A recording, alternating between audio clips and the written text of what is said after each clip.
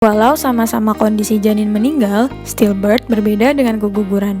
Janin meninggal sebelum minggu ke-20 kehamilan disebut kondisi keguguran, sedangkan stillbirth ketika janin meninggal setelah minggu ke-20. WHO mendefinisikan stillbirth sebagai bayi yang lahir tanpa tanda-tanda kehidupan pada usia kandungan 28 minggu atau lebih. Apa penyebab kematian janin dalam kandungan? Seperti apa tanda-tanda stillbirth? Simak selengkapnya di video ini ya.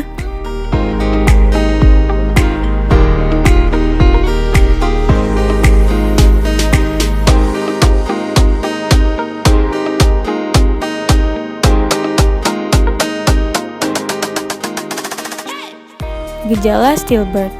Sebelum stillbirth terjadi, biasanya tidak ada tanda darurat. Ini yang kerap membuat ibu hamil merasa cemas. Namun, ada gejala yang mungkin moms alami jika bayi meninggal dalam kandungan, yaitu pertama, pendarahan vagina terutama selama trimester kedua kehamilan. Kedua, bayi kurang bergerak atau mengalami perubahan tingkat aktivitas normal selama di dalam kandungan.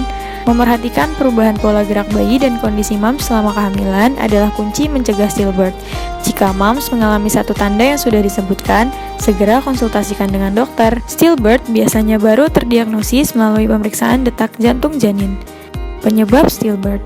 Ada beberapa hal yang bisa menyebabkan janin meninggal dalam kandungan, yaitu pertama, masalah pada tali pusar. Beberapa kasus stillbirth terjadi karena tali pusar keluar dari vagina sebelum bayi keluar. Akhirnya, asupan oksigen pada bayi berkurang. Kejadian lainnya adalah bayi terlilit tali pusar sehingga janin kesulitan bernapas. Kedua, masalah pada plasenta. Kondisi seperti plasenta terpisah dari dinding rahim menyebabkan janin tidak mendapat asupan nutrisi.